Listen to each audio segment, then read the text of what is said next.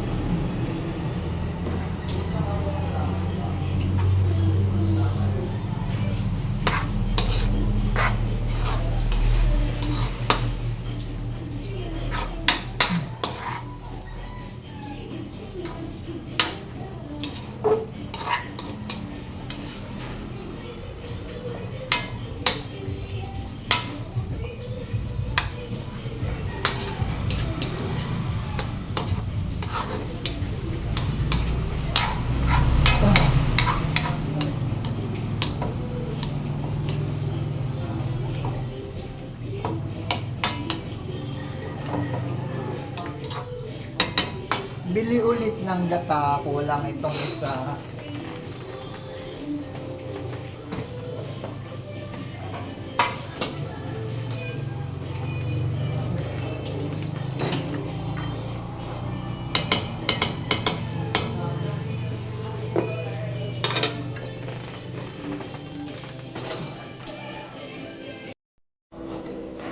Okay. Bagoong. Put ng bagoong.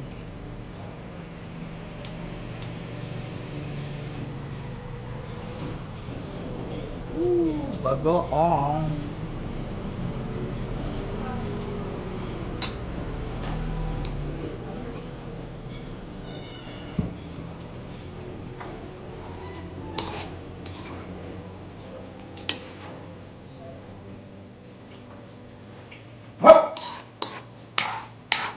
Adobo. Adobo.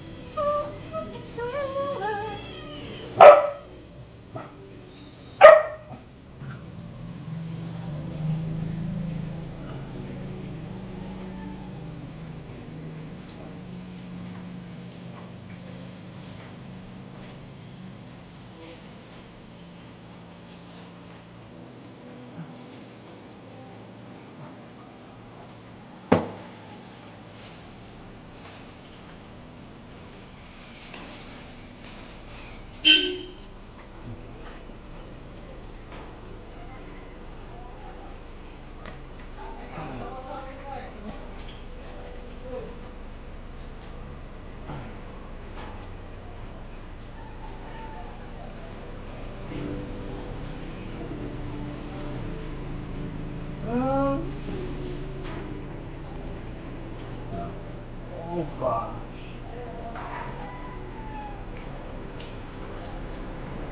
Pang 2 days na ulam.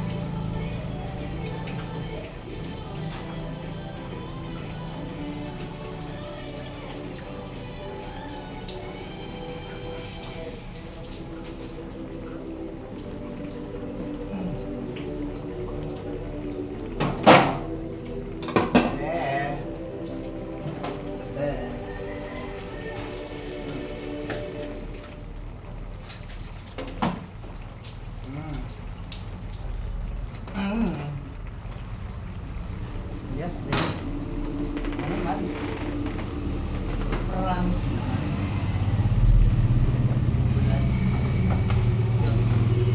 Oho! Yeah. Makinig. Yan ah. Yun ang gusto. Oh my God.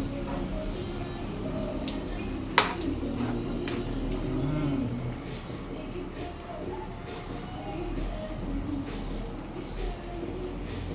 Tutuyuin natin ito. Dapat.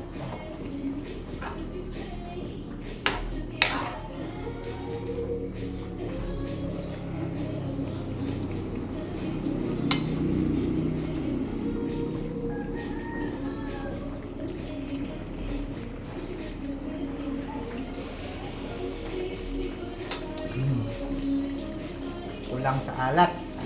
Hindi pang bagoong.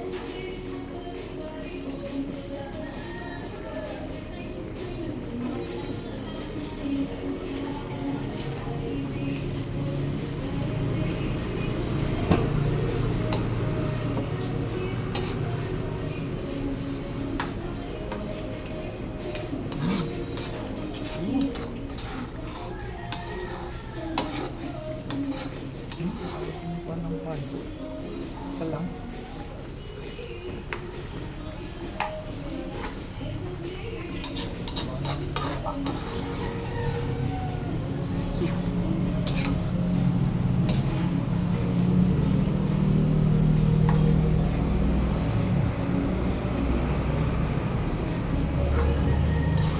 Oh, she's sweet but a psycho. It's psycho.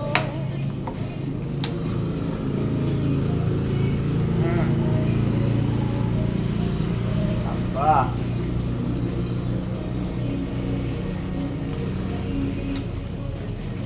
Okay. Hintayin na lang natin na matuyo.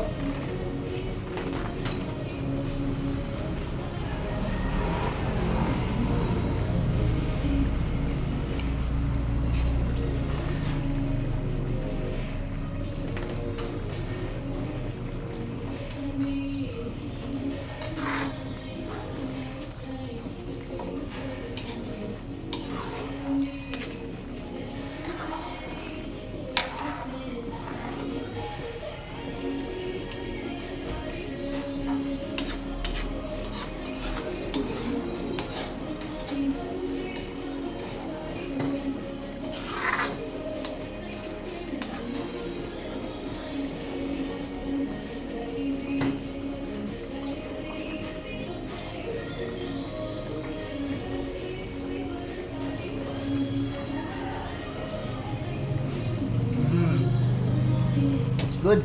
Napaalat.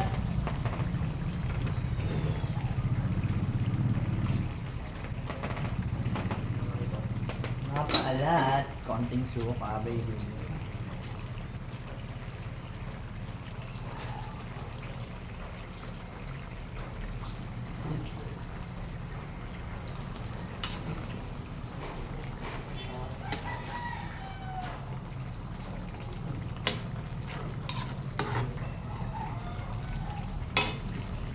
Dang. Dang.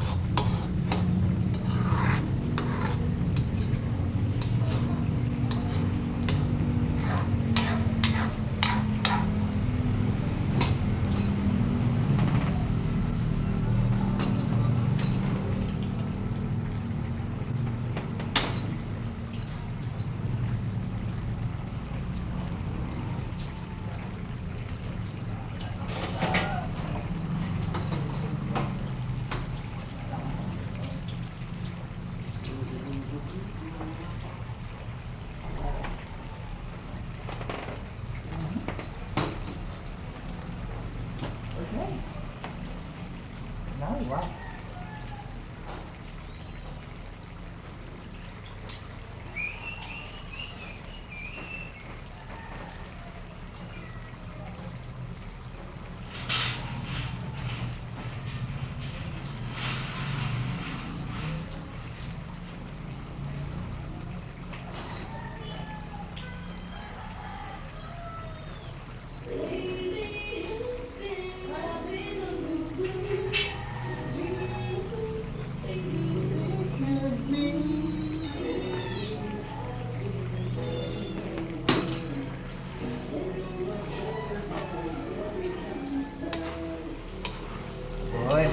ng matuyo. Uy, susunog na ang ilalim.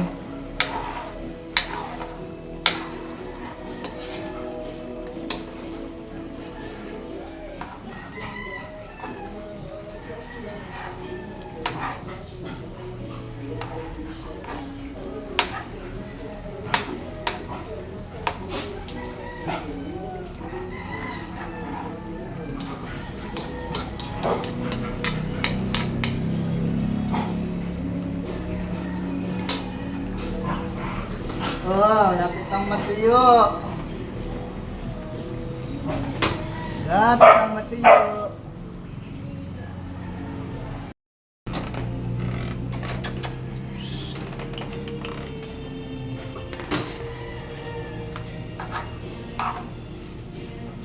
Tuyo na.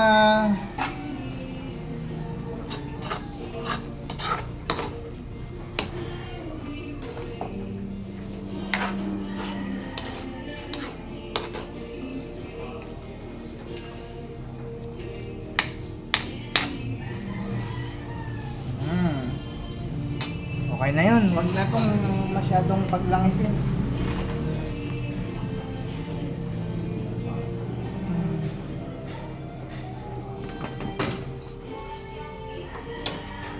Okay, turn it off. And that is adobong sa gata.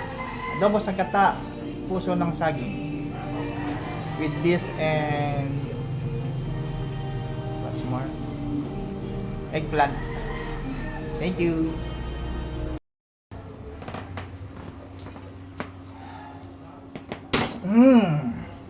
Let's start with the egg, bro. Ooh.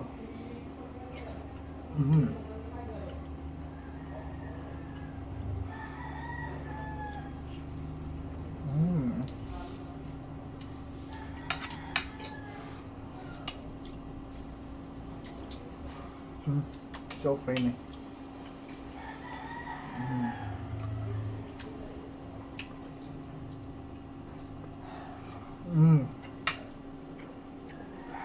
The meat is so it's so smooth. It's so soft.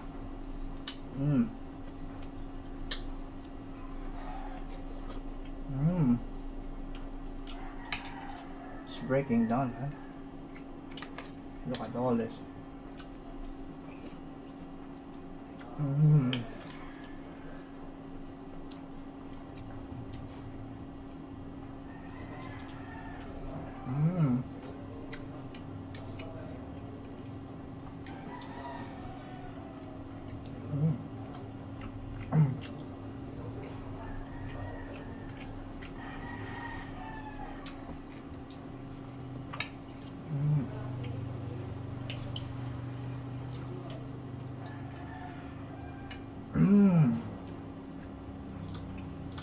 Across the world, something changed. For some reason, people began to settle. Weirdly enough, they planted seeds. They even started taming animals. And just like that, agriculture and farming were born. This changed a whole lot of things in the daily lives of our early Homo sapiens ancestors. Grain meant surplus, surplus meant stability, and stability meant growth. The world started to fill with villages to exploit the surrounding lands. The villages became towns, and from towns to cities. And for the first time in human history, a child could be born in the same place their grandparents died in. That's what is called today the Neolithic Revolution, the very beginning of civilization as we know it, or at least our sedentary lifestyle. But in what seemed to be an overall consensus of how great of a step that was for humanity, someone decided to question it. More than questioning it, actually, he took the opposite stance. In May 1987, evolutionary biologist Jared Diamond wrote an article published in Discovery magazine that rattled the field. The title, The Worst Mistake in the History of the Human Race. That's what he decided to call farming. It sounded absurd. How could the very foundation of modern life be a mistake? Because from our perspective, we have it so good right now compared to our ancestors. The hunter-gatherer life, even though it is kind of idealized today, really was harsh. traveling long distances to find just enough to feed, scavenge what could be found, settle in temporary spaces, not secured as much as a regular settlement. In short, low food, highly demanding in energy, and low sense of security. And yet, evidence was piling up. Evidence that the first farmers worked harder, ate worse, lived sicker, and died younger than the foragers they replaced. That with grain came inequality and pest, with animals came disease, and with villages and territory came war. So what exactly did we trade away for that extra food? Why did humans adopt a way of life that made so many things worse? Did we seize control of nature, or just chain ourselves to it? And if this revolution was such a gift, why does it feel so hard to put down? If farming was such a breakthrough, apparently our bodies never got the memo. For decades now, bioarchaeologists have been reading the story of agriculture, not in myth or monument, but in bone. And the forensics do not celebrate the Neolithic revolution in the same way. They grieve it.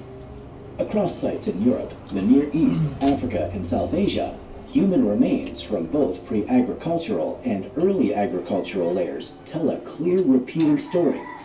In all geographical areas, cultures, and societies it developed in, the pattern is grim. Farming didn't improve health. Quite the opposite. It damaged it, and badly at that. Let's start with stature. A cross-regional dataset compiled by Mumort et al. In the 2011 study named Proceedings of the National Academy of Sciences compared over 11,000 skeletal remains. They found that in nearly every region, the average adult height declined following the adoption of agriculture. In some Anatolian and Levantine populations, men lost up to 6 inches, about 15 centimeters in height, and women lost 5 inches, around 13 centimeters. In China, early rice farmers were notably shorter than their foraging predecessors. This holds true for Nubia to the Indus Valley. We all know that height is kind of a proxy for childhood nutrition and stress. So if these people ended up shorter than their ancestors, it's definitely because of genetics. The causes were found in their environment. They were probably growing up underfed and stressed. Actually, more than just underfed, closer to malnourishment in specific visible ways. If you examine the skulls of these proto-farmers, you'll often find porous lesions on the cranial vault and inside the eye sockets. These are called criba orbitalia and porotic hyperostosis. These are classical markers of iron deficiency anemia. In early Neolithic communities, particularly in places like Shadahuyuk and Abu Hurayya, these lesions are present in up to 60% of individuals. Some skeletons show signs of multiple overlapping nutritional diseases. All these signs are totally absent from older hunter-gatherer remains. Their teeth were also affected. Dental health collapses in the wake of agriculture. Hunter-gatherers usually have worn but relatively clean teeth with low to no cavities. Their diets were fibrous, varied in most cases, very low in sugar. Early farmers, on the other hand, ate soft, sticky carbohydrates, especially cereals, which was one of their main sources of calories and one of the first types of grain they learned to grow.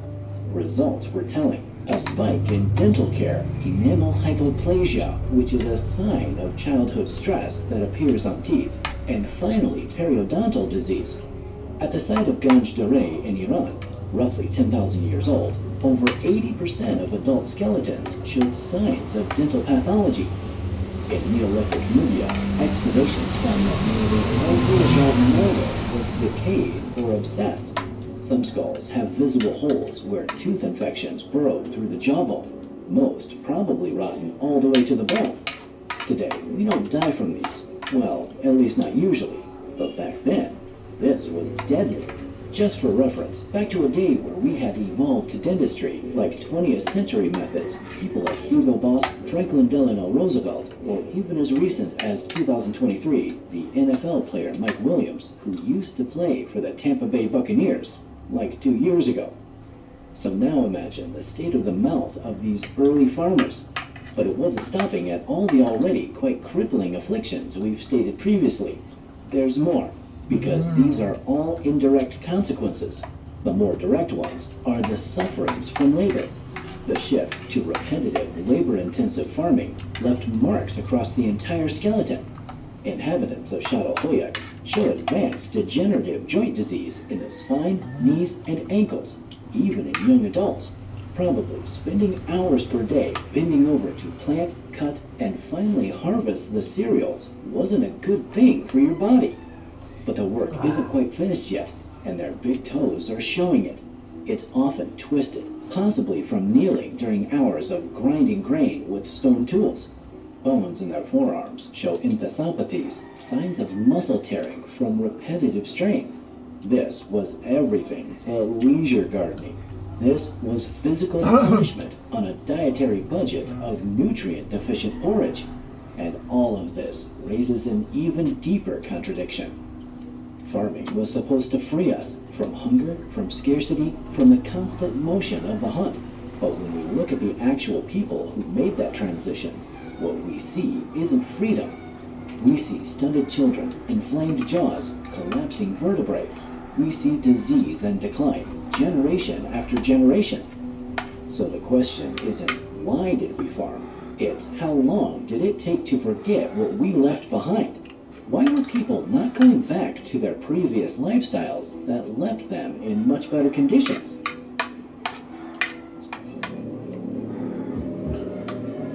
So why didn't we go back? If life got worse, if we shrank, sickened, or suffered, why didn't people abandon farming and return to the forager life that had sustained them for hundreds of thousands of years? Because by the time the damage was clear, it was already too late. Farming didn't just change how we lived, it changed what was required to live. The first villages produced just enough food to support their growing numbers. More children meant more hands in the field, which meant more mouths to feed, which meant even more land to work. And as populations grew, the forager lifestyle became mathematically impossible to sustain. There were too many people and not enough wild land left to roam. The old way was no longer an option, not because it stopped working, but because the system had outgrown it. To go back would also mean to sacrifice a part of the community. The most fragile ones probably wouldn't be able to find food anymore, so elders, women, and children would be deeply affected by such a change. And in addition to that, from the spaces we'd carved from the land, tight, crowded, and immobile, something else began to grow. Disease, and not with tiny little fold. Before agriculture, human groups were small and mobile. They moved with the seasons, followed game, left their waste behind, and rarely stayed anywhere long enough for pathogens to thrive. But with sedentary life, things became different. Now, people lived next to their trash.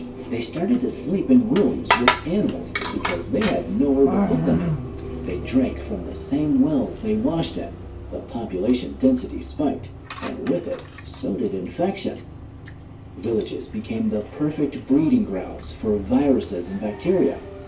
In a landmark 2007 Nature study, Wolf, Donovan, and Diamond traced the origins of the world's most devastating diseases to this very moment, the Neolithic transition. Measles from I'm cattle, done. tuberculosis from goats, smallpox from camels, influenza